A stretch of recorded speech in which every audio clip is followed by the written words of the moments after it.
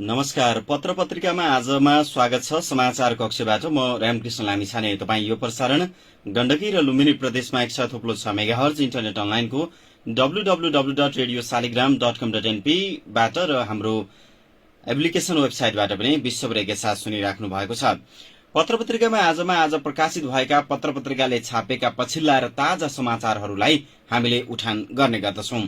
पत्र पत्रिकामा आज पनि हरेक जसो राष्ट्रिय दैनिक पत्र पत्रिकाले राजनीतिक विषयवस्तु, खोजमूलक विषयवस्तु लगायतका समसामयिक विषयवस्तुलाई छापेका छन्। हामी सबैभन्दा पहिला आज प्रकाशित अन्नपूर्ण पोस्ट राष्ट्रिय दैनिकतर्फ जाँदैछौं। नागको जन्मदिन र विज्ञान, यो समसामयिक विषयबाट हामी अगाडि बढ्दैछौं।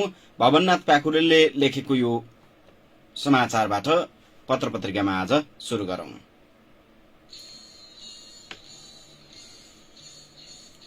श्रावण महिनाको शुक्ल पक्षको पञ्चमी तिथिलाई नागको जन्मदिन पनि मानिन्छ। नागको जन्मदिन अर्थात नाग पञ्चमीलाई हिन्दू र बौद्ध दुवै धर्मावलम्बीले समान रूपले मान्छन्। यस दिन घर घरमा नागको राम्रो चित्र बनाई वा बनेकै चित्र लगी विधिपूर्वक ढोकामा टाँस्ने धार्मिक परम्परा छ। पहिला भोज पत्रमा नागको चित्र बनाई गुरु पुरोहितद्वारा यजमानको घरमा गाईको गोबरले टाँसिदिने र पुरोहितले आशीर्वाद दिने चलन थियो। तर पछिल्ला दिनमा यो धार्मिक मौलिकता हराउँदै जाने त होइन भन्ने आकांक्षा पनि पैदा हुन थालेको छ।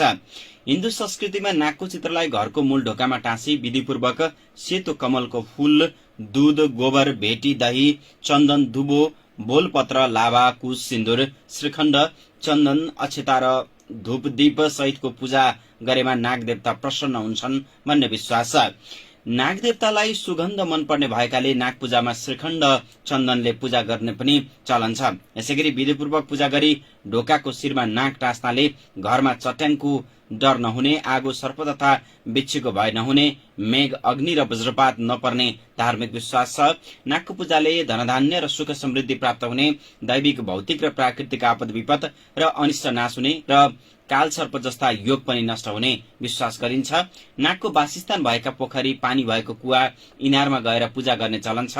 यस दिन कतै कतै नागलाई दूधको धारा दिएका चित्रहरू रथमा राखेर जात्राहरू मनाउने चलन पनि छ, जसमा भाटा खुसीको घोडेनाग, टुडी खेलको मणिनाग, गोलेपाखा दक्षिण ठमेलको हरिना, गुकोटको टेकुनाग, इटुमको जलनाग, थानकोट पारी नागढुङ्गा, नक्सालको नागे पोखरी दौड, पशुपतिनाथको आभूषण वासुकी नाग, ढापखोलाको नागदह, कमला सिंह स्थित 5 टाके कल्पेश्वर नाग सहितका ठाउँहरूमा भक्तजनहरूको भिड लाग्ने गर्दछ। कसै कसैले अष्टकुल अर्थात अनगन्त वासुकी, पद्म, महापद्म, कुलरी, तक्षक, कर्कट र शंख नागको पूजा आराधना गर्ने गर्दछन्। यसै तिथिका दिनबाट वर्षायाम समाप्त भई हिउँदयाम शुरू हुने पनि धार्मिक विश्वास छ।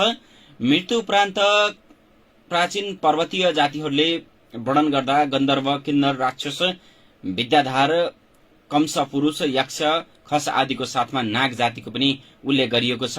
पुराणहरूले नाग जातिको सम्बन्ध शिवसित भएको उल्लेख गरेको पाइन्छ। नागपञ्चमीको दिन नागहरूको चित्र मूल ढोकाको दायाँ बायाँ टाँसेर पूजा गर्नाले बिजुली, वज्र र जलको भय हुँदैन, साथै अन्य दैविक विपदबाट मुक्ति मिल्नुका साथै श्री सम्पत्ति लाभ हुने कुरा गरुड पुराणमा लेखिएको छ। नारद पुराणमा सर्पको टोकाइबाट बाँच्न नागको व्रत बसी सुख शान्तिको कामना गर्ने विधि छ। बौद्ध ग्रन्थ अनुसार स्वर्ग अर्थात देवलोक, मञ्जुश्री देवलसँग, मत्रोकसँग, पद्मापणी बोधसत अर्थात नरकुलको नाथसँग र पातल नाग लोक वज्रपाणी नागकुलको नाथसँग सम्बन्धित मानिन्छ। यस धर्ममा नागलाई सकारात्मक दृष्टिले हेरिन्छ। बौद्ध धर्मका विभिन्न ग्रन्थ र जातक कथाहरूमा नागलाई मानवको भलो चाहने दयालु बुद्धिमानी र अम्रपन्थीको पंक्तिको रूपमा लिइदैछ। आज नाग पञ्चमी प्रकृतिमा भएका विषालु पदार्थलाई नागले ग्रहण गरी मानव लगायतका अन्य जातिलाई विषालु पदार्थको प्रभाव पार्न नदिने विषयलाई वैज्ञानिकले पुष्टि गरेका छन्। पर्यावरण संरक्षणमा सर्पको विशेष भूमिका रहने पनि यसलाई हिन्दू तथा धार्मिक तथा वैज्ञानिक रूपमा विश्लेषण गरिएको छ। नागको जन्मदिन र विज्ञान, आज नागे पञ्चमी, यो प्रसंग हामीले आजको अन्नपूर्ण पोस्टबाट उठाएका थियौं।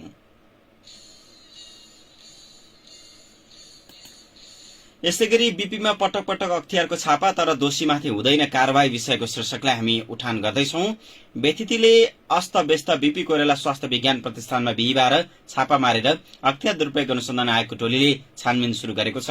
अख्तियारको केन्द्रीय कार्यालयबाट एसएफसी टोकबहादुर तामाङको नेतृत्वमा आएको 5 जनाको टोलीले प्रतिष्ठानको खरिद र निर्माण सम्बन्धी कागजात नियन्त्रणमा लिएको छ। उपकुलपति डाक्टर ज्ञानेन्द्र गिरीले जिम्मेवारी सम्हालेको 16 महिनामा अख्तियारको टोली प्रतिष्ठान छिरेको यो दोस्रो पटक हो। अख्तियारले उपकुलपतिमा डाक्टर गिरीले कोभिड-19 अस्पतालका लागि व्यापारीसँग मिलेर कमसल स्वास्थ्य सामग्री, आईसीयू, एसडी, भेन्टिलेटर खरिद गरेको भन्ने उजुरीका आधारमा अख्तियारले गत 77 चैत 10 मा प्रतिष्ठानमा छापा मारेको थियो। त्यसबेला डाक्टर गिरी काठमाडौँमा थिए। यसपटक पनि 4 जना पदाधिकारी काठमाडौँमा भएका बेला अख्तियारले छापा मारेको छ। प्राध्यापक डाक्टर बलभद्र प्रसाद दास र प्राध्यापक डाक्टर रामकुमार रैनियार उपकुलपति भएका बेला अख्तियारले अनेकन पटक छापा मारेर कागज पत्र जफत गरेको थियो। यस्तै त्यहाँको व्यथिति अध्ययन गर्न सरकारले पटक पटक टोली खटाएर अध्ययन गरेको छ।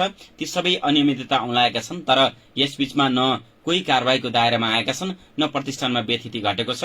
प्रतिष्ठानमा बिहिबार बिहान 11 बजे अख्तियारको टोली आउने सूचना पाएपछि प्रतिष्ठानका लेखा र खरिद शाखाका कर्मचारीले सबै कागजात भेला पारेर तयार राखेका थिए। अख्तियारको टोलीले करिब 1 सातासम्म लगाएर भए पनि प्रतिष्ठानको समग्र विषयमा छानबिन गर्ने भएको छ। खरिद र निर्माण लगायतका विषयमा आएका उजुरीका आधारमा छानबिन शुरू गरेका छौं। कति दिन लाग्छ हेरौं।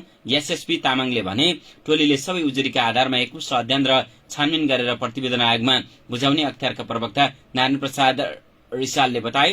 प्रतिष्ठानका विभिन्न विषयका धेरै उजुरी परेका छन्। छानबिन टोलीले भ्रष्टाचार भएको ठहर गर्यो भने विशेष अदालतमा मुद्दा दर्ता हुन्छ, प्रवक्ता रिसालले भनेका छन्। बीपीमा पटक पटक अख्तियारको छापा तर दोषीमाथि हुँदैन कारबाही। आजको कान्तिपुर राष्ट्रिय दैनिकको फ्रन्ट पेजमा यो खबर लेखिएको छ।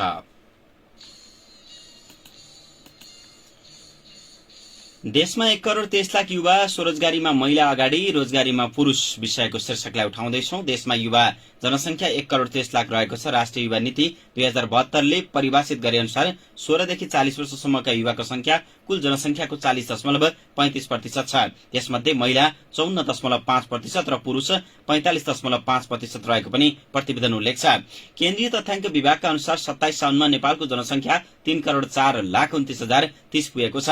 त्यसको 40.35% अर्थात 1 करोड 22 लाख 78,113 जना युवा रहेको प्रक्षेपण गर्न केन्द्रीय तथ्याङ्क विभागका जनसंख्या शाखा प्रमुख दुन्नीराज लामिछानेले भनाई उल्लेख गरेका छन्। यसअघिको जनगणनाका आधारमा विभागले हरेक दिनको जनसंख्या प्रक्षेपण गर्छ। हामीले त्यसलाई नै आधार मान्नुपर्ने हुन्छ उनले भने। यस अनुसार युवा महिला 66,91,571 र युवा पुरुष 55,86,542 जना रहेको विभागको प्रक्षेपण छ। राष्ट्रिय युवा परिषदले प्रकाशित गरेको युथ भिजन 2025 तथा 10 वर्ष रणनीतिक योजना प्रतिवेदन अनुसार 16 देखि 40 वर्ष उमेर समूह युवा मध्ये महिला 54% र पुरुष 72% आर्थिक रूपमा सक्रिय छन्। त्यसमध्ये पनि महिलामा 16 देखि 25 वर्षका 42% र 26 देखि 40 वर्षका 66% मात्र आर्थिक रूपमा सक्रिय रहेको देखिएको छ। त्यसैगरी पुरुषमा 16 देखि 25 वर्षका 50% र 26 देखि 40 वर्षका क्रमशः 94% आर्थिक रूपमा सक्रिय छन्। देशको कुल युवा 16 देखि 40 वर्ष मध्ये 71% साक्षर रहेका छन्। तर त्यसमध्ये पनि 16 वर्षदेखि 25 वर्ष उमेर समूहका 82% युवा साक्षर रहेका छन्। यसले पछिल्लो वर्षहरूमा शिक्षित हुनेहरूको संख्या बढ्दै गएको देखाउँछ। देशमा भएका कुल 40% भन्दा बढी युवा जनसंख्या मध्ये 2.3% पूर्ण रूपमा बेरोजगार छन्। यसको अर्थ न्यूनतम पनि 2,82,296 युवा पूर्ण रूपले बेरोजगार छन्। आर्थिक रूपमा सक्रिय यति ठूलो जनसंख्या बेरोजगार हुनु देशकै लागि ठूलो क्षति हो। यो भन्दा पनि अझ डरलाग्दो भनेको कुल युवा मध्ये 28.3% अर्ध बेरोजगार अवस्थामा छन्। यो संख्या 34,74,705 जना बराबर हो। यसैगरी स्नातक अध्ययन सकेका युवा मध्ये 26.1% बेरोजगार छन्। यसको अर्ध 100 जनाले स्नातक उत्तीर्ण गर्दा 26 जनाले रोजगारी पाउँदैनन्। राष्ट्रिय युवा परिषदले सार्वजनिक गरेको प्रतिवेदन अनुसार वैदेशिक रोजगारीमा जाने युवा मध्ये 2% मात्र दक्ष हुन्छन्। त्यस्तै अर्धदक्ष युवा 24% र अदक्ष युवा 74% रहेका छन्। यसको अर्थ हरेक 100 जना युवा वैदेशिक रोजगारीमा जाँदा 74 जना अदक्ष हुने भन्ने हो। देशमा औसत रोजगार युवाको जनसंख्या 72 लाख 19,530 जना रहेको अध्ययनले देखाएको छ। यो कुल युवा जनसंख्याको 58.8% हो। त्यसमध्ये स्वरोजगार हुने महिलाको संख्या पुरुषको तुलनामा बढी छ।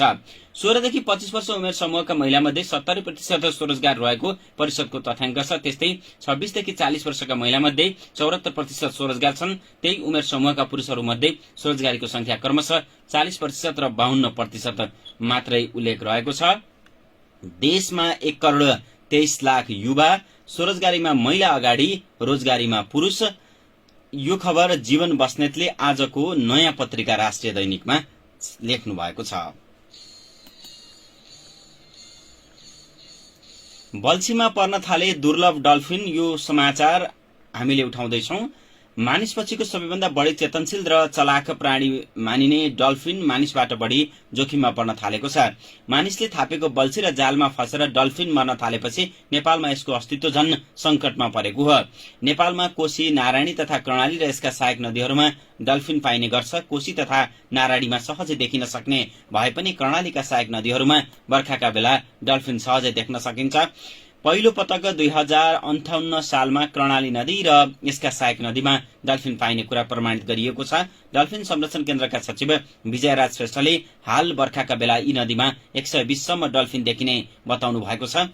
डाइनोसरको युगदेखि हालसम्म पृथ्वीमा अस्तित्वमा रहेको यो जीवलाई नेपाल सरकारले संरक्षित प्राणी घोषणा गरेको छ। संकटका रूपमा वन्यजन्तु वनस्पतिको अन्तर्राष्ट्रिय व्यापार नियन्त्रण NCIT ले यसको व्यापार कारोबार गर्न प्रतिबन्ध लगाएको छ भने अन्तर्राष्ट्रिय प्राकृतिक संरक्षण संघ IUCN ले अति संकटका रूपमा जीविकाका रूपमा सूचित गरेको छ। बर्खामा डल्फिनको बच्चा हुर्किने गर्छ। यो बेला कर्णाली नदीमा ठूलो बाढी आउने भएकाले बच्चा हुर्काउन सकस र वैंशक डल्फिनहरूलाई मोहना, पत्थरिया, कान्द्रा नदीमा विचरण गर्ने तथा आहार खोज्ने गर्दछन्। यही बेला स्थानीय तहबाट मोहना, पत्थरिया र कान्द्राका नदीलाई माछा मार्नका लागि ठेक्कामा लगाउने गरिँदा ठेकेदारको लापरवाहीले डल्फिन जाल तथा बल्छीमा परेर मर्ने गरेको उहाँको भनाइ छ। सरकारले संकटापन्न स्थानधारी जीव डल्फिनको संरक्षणका लागि 5 वर्षीय कार्ययोजना पनि ल्याएको छ। राष्ट्रिय निकुञ्ज तथा वन्यजन्तु संरक्षण विभागका हरिचन्द्र आचार्यका अनुसार सन् 2021 देखि 2025 सम्म डल्फिनको वासस्थान सुधार, सचेतना अभिवृद्धि, डल्फिन पाइने नदी प्रणालीको पानी प्रदूषण नियन्त्रण, स्थानीय समुदायको सक्रिय र प्रभावकारी सहभागिता तथा अन्तर्राष्ट्रिय संरक्षण साझेदारी संस्थानसँग समन्वय एवं साझेदारी बढाउने कार्यक्रमका साथ कार्ययोजना पनि ल्याइने भएको छ। बल्छीमा पर्न थाले दुर्लभ डल्फिन। लक्ष्मीप्रसाद उपाध्यायले आज प्रकाशित गोरखापत्र राष्ट्रिय दैनिकमा खबर लेख्नु भएको छ। महाकालीका सबै तुइन बन्द भएको खबर पनि हामीले उठाउँदैछौँ। दार्चुलाका विकट व्यासका बासिन्दालाई आफ्नो भूमि हुँदै सदरमुकाम आउजाउ गर्न समस्या भइरहेका बेला लुकीछुपी तुइन मार्फत महाकाली तरेर भारतीय बाटो प्रयोग गर्ने विकल्प पनि बन्द भएको छ। भारतीय सशस्त्र सीमा बल SSB का जवानले तुइन फुस्काइदिँदा व्यासका युवा जयसिंह धामी बेपत्ता भएको घटनापछि भारतले महाकाली नदी पार गर्ने त्यस क्षेत्रको सबै तुइन बन्द गरेको छ। तुइन बन्द गराएपछि नेपालतिरको घुमाउरो र बढी पहिरोले क्षतिग्रस्त बाटो प्रयोग गर्नुपर्ने व्यास 2 राप्सालका राकेश बुढाथोकीले बताएका छन्। नेपालतर्फको पैदल बाटो तोसार पानीदेखि सदरमुकाम पन्जुङसम्म बाढी पहिरोले भत्काएको छ। उनले भने रित्तै जान पनि मुस्किल पर्छ, भारी बोकेर हिँड्न असम्भव जस्तै छ। सधैँ तुइन भएर सदरमुकाम आउने व्यास 2 सिनाका रमेश कुँवरले यसपालि नेपालकै समस्याग्रस्त बाटोबाट पिठ्यूमा बोकेर सामान लैजानु परेको बताए। उनले भने जयसिंह घटनाले तुइन बन्द भइसक्यो, लुकीछुपी भए पनि तुइन तरेर सदरमुकाम तथा बजारसम्म आउने जाने गरेका थियौं। अहिले त सुनसेरा, डोकटी, न्याजी, धौटकोट, तिमरङ हुँदै झोलुङ्गे पुलबाट भारत जानु परेको छ। उनका अनुसार व्यास 5 तिङराममा नेपाल भारत जोड्ने झोलुङ्गे पुल छ। यो पुलबाट व्यासको 5 र 6 वडाका बासिन्दालाई पाएक पर्छ। धौलाकोटको आधा बस्ती तिङराम, चान्द्राकोट, हुली लगायतका स्थानीय तिङराम पुल प्रयोग गर्दछन्। माथिल्लो व्यासका धेरैजसो बासिन्दा तुइन तरेर सदरमुकाम आउजाउ गर्छन्। व्यास गाउँपालिकाका अन्य स्थानीय बासिन्दा पनि तुइनकै सहायताले महाकाली पार गरी भारतीय क्षेत्र हुँदै जिल्ला सदरमुकाम आउजाउ गर्ने गरेको कुँवरले बताए। साउन 15 मा व्यास 2 मालाघाट स्थित नेपाल भारत आवाजावत गर्न बनाइएको तुइनमा स्थानीय जयसिंह धामी तर्दा तर्दै भारतीय सशस्त्र सीमा बल SSB का जवानले तुइन फुकालेर धामी बेपत्ता भएपछि महाकालीमा फेरि तुइन राखिएको छैन। स्थानीयले एकछिनको जोखिम मोलेर सदरमुकाम तथा बजार आवत जावतमा सहजताका लागि राखिने तुइन नभएपछि समस्या थपिएको माल गाउँका स्थानीय धर्म कार्कीले बताए। नेपालको बाटो भएर सदरमुकाम आउन गाह्रो छ, समस्या छ, ठाउँ ठाउँमा पहिरो खसेर बाटो भत्किएको छ। उनले भने पहिरो खसेको खासै ठाउँबाट सदरमुकाम पुग्न बढीमा 1 दिन लाग्छ। ब्यासले पश्चिम दिशातर्फ आवागमन गर्न महाकाली नदीमा राखिएको आधा दर्जन तुइन एसएसबीले काटिदिएको छ। अब तिग्रामको झोलुङ्गे पुलबाट मात्रै आवजावत गर्न सकिन्छ। मालदेखि हुतीसम्म नागरिकले तिग्रामको पुल प्रयोग गर्दा अन्य स्थानमा पुग्नुपर्ने अवस्था छ। ब्यास 2 का दुम्ली माल राल्पा लगायतका ठाउँका बासिन्दालाई तिम्रम पुलमा 8-10 घण्टा लाग्ने गर्छ। स्थानीयले तुइन घण्टामा जयसिंह बेपत्ता हुनुमा प्रमुख दोष एसएसबीलाई ठहर गरेपछि भारतले सीमा क्षेत्रमा सुरक्षा निगरानी केही दिन यता बढाएको छ। घटना हुनु अघिसम्म एसएसबीले माथिल्लो स्तरको कुनै सुरक्षाकर्मी सीमामा निरीक्षणका लागि आएको अवस्थामा मात्र गस्ती बढाउने गरेको थियो। अन्य समयमा 1-2 गस्तीमा देखिने र उनीहरू नभएको मौका छोपी तुइन जोडेर नेपालबाट सीमा वारपार गर्ने गरेका थिए।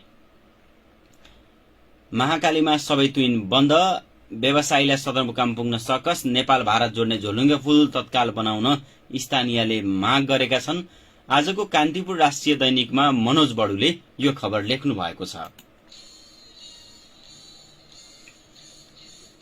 राजनीतिमा हिम्मत गर्ने युवा खोइ, यो एउटा संश्लेषणात्मक खबर आजको अन्नपूर्णले छापेको छ। बीपी कोइराला 33 वर्षको उमेरमा कांग्रेस सभापति बने। भारतको कलकत्तामा 2003 सालमा भएको पहिलो अधिवेशनले युवा उमेरका कोइरालालाई सभापतिमा निर्वाचित गरेको थियो। 2016 सालमा पहिलो जननिर्वाचित सरकारको प्रधानमन्त्री बन्दा बीपी 45 वर्षका थिए। मदन भण्डारी 37 वर्षकै उमेरमा एमाले महासचिव बने। पार्टीको चौथो महाधिवेशनबाट 46 सालमा भण्डारी महासचिवमा निर्वाचित भएका थिए। नेपाली राजनीतिका युग पुरुष बीपी र मदनले युवा उमेरमै पार्टी हाँके। राजनीति र समाजलाई नयाँ गोरेटोमा डोराउने सिद्धान्त, विचार र कार्यक्रमको रचना गरे। बीपीले प्रजातान्त्रिक समाजवादीको प्रतिपाद गरे। मदनले जनताको बहुदलीय जनवाद जबजको बाटोमा कम्युनिष्ट आन्दोलन र समाजलाई डोराए। तर आज नीति निर्माण तहमा युवाको उपस्थिति नारामै सीमित छ। ठूला पार्टीको मूल नेतृत्व 70 वर्षको वरिपरि छ। युवा नेतृत्वको वकालत गर्ने दोस्रो पुस्ताले पनि 40 वर्ष उमेर पार गरिसकेको छ। राष्ट्रिय विकास र नीति निर्माण तहमा युवाको जबरजस्ती उपस्थिति र हस्तक्षेप बारेको बहस पुरानै हो। राजनीति र सामाजिक परिवर्तनमा उल्लेखनीय भूमिका निर्वाह गरिरहेको युवाको नीति र राष्ट्र निर्माणमा सहभागिता भने सन्तोषजनक छैन। जनक्रान्तिको बलमा बनेको संविधानले युवाको सहभागिता, उपस्थिति र महत्वबारे संविधानमा व्यवस्था नै गर्यो, तर व्यवहारमा ठिक उल्टो छ। संविधान जारी भएपछि 3वटै तहमा युवा नेतृत्व अपेक्षाकृत स्थापित हुन सकेन। एमाले युवा नेता ठाकुर गैरे भन्छन्, युवालाई क्रान्ति र आन्दोलनमा मात्र उपयोग गर्ने कुसंस्कारले राष्ट्र निर्माणमा युवाहरूको भूमिका कमजोर बन्दै गएको छ। राष्ट्रिय युवा परिषदले ऐनको 16 देखि 40 वर्ष उमेर समूहलाई युवा उमेर निर्धारण गरेको छ। सबै नीतिको मूल नीति रणनीति मानिन्छ, तर राजनीतिक नेतृत्व एवं नीति निर्माण तहमा भने 70 वर्ष उमेर समूहकै कब्जा छ। राजनीतिमा प्रवेश गराउने र चुनावमा टिकट दिने बेलामा पार्टीका शीर्ष नेताहरू युवाप्रति अनुदार हुने गरेको छ। 2074 को प्रतिनिधि सभा निर्वाचनमा पार्टीको टिकट पाउनेमा युवा संघको संख्या निकै कम थियो। प्रत्यक्षतर्फ 165 सदस्यका लागि भएको निर्वाचनमा 14 जना मात्र युवाले चुनाव जिते। समानुपातिक 110 जनामा युवाबाट 22 जनाले मात्रै सांसद बन्ने मौका पाए।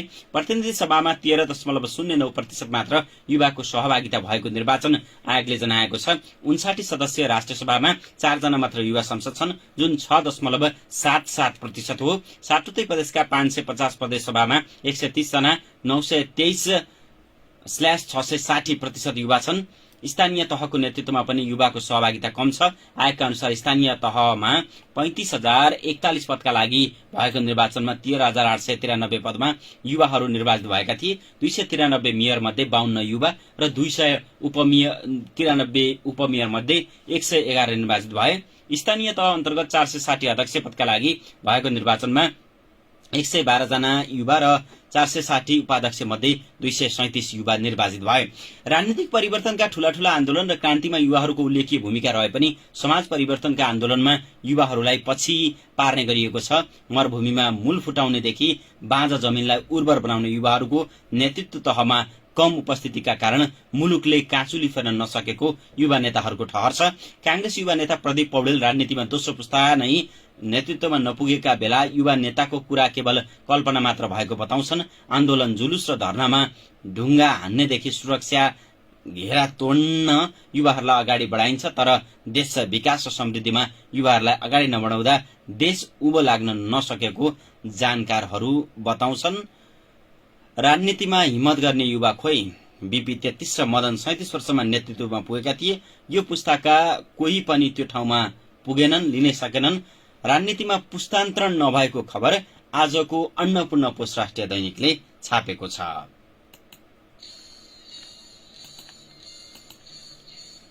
अण्डाको मूल्य झण्डै दोब्बरले वृद्धि, ठगी उपभोक्ता विषयको समाचार हामीले अनलाइन खबरबाट उठाउँदैछौं। उपभोक्ताले एकलौटे मूल्य निर्धारण गरेपछि उपभोक्ताहरू अण्डाको मूल्यमा ठगिन पुगेका छन्।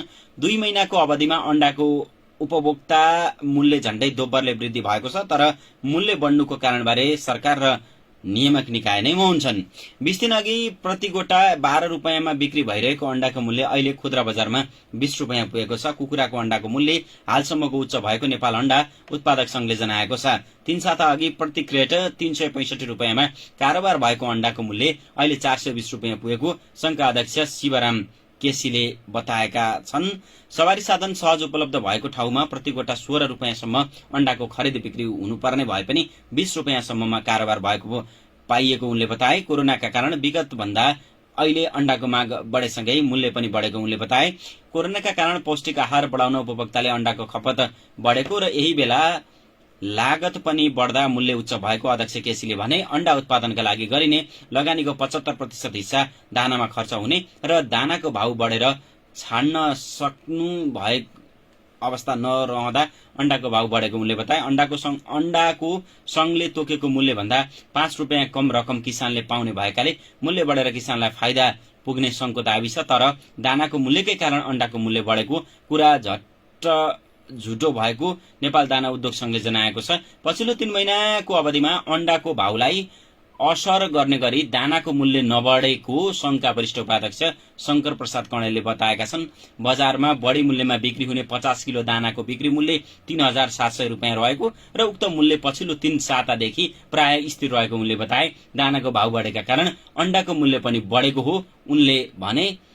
अण्डाको भाव तबसम्म बढ्छ जबसम्म दानाको भाव बढ्छ। अण्डाको मूल्य झण्डै दोब्बरले वृद्धि, ठगी उपभोक्ता। नवीन ढुङ्गानाले आजको अनलाइन खबरमा समाचार लेख्नु भएको छ। मुस्ताङको सिंगो स्कुलमा शिक्षक र विद्यार्थीको कुल संख्या 4 रहेको छ। यो सुन्दर कुमार थकालीले लेखेको खबर अन्नपूर्णबाट उठाउँदैछौ। मुस्ताङको थसाङ गाउँपालिकाका 12 वटा सरकारी सामुदायिक विद्यालय छन्, जसमध्ये थसाङ गाउँपालिका पौरे थप्पामा अवस्थित विद्याज्योति आधारभूत विद्यालयमा विद्यार्थीको संख्या कुल 2 छ। यस विद्यालयमा अहिले शिक्षकको संख्या पनि जम्मा 2। आधारभूत तहको कक्षा 1 देखि 5 सम्म कायम रहेको यस विद्यालयको कक्षा 4 र 5 मा गत वर्ष नै पालिकाभित्र अन्य विद्यालयमा समायोजन गरिएको थियो। बाल विकास केन्द्र सहित कक्षा 1 देखि 3 को पढाइ सञ्चालन भइरहेको यस विद्यालयको अवस्था दयनीय छ।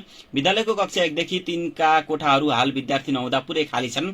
राष्ट्रिय गौरवको बेनी जमसुम सडकदेखि कालीगण्डकी नदी पारी दक्षिण पूर्वमा रहेको सो विद्यालयले पछिल्लो समय विद्यार्थी पाउन सकेको छैन। आधारभूत तहमा 1 कक्षा बराबर 1 शिक्षक दरबन्दी कायम हुने भए पनि सो विद्यालयमा 1 जना मात्रै स्थायी शिक्षक हाजिर छन्। बाल विकास केन्द्रमा भने पालिकाले नै करारमा खटाएको 1 जना शिक्षिका नियुक्ति गरेको छ। विद्यालयको आधारभूत तहमा 3 शिक्षक चाहिने भए पनि दरबन्दी मिलानपछि पुलमा परेका 2 शिक्षक सरुवा भएर अन्यत्र गइसकेका छन्।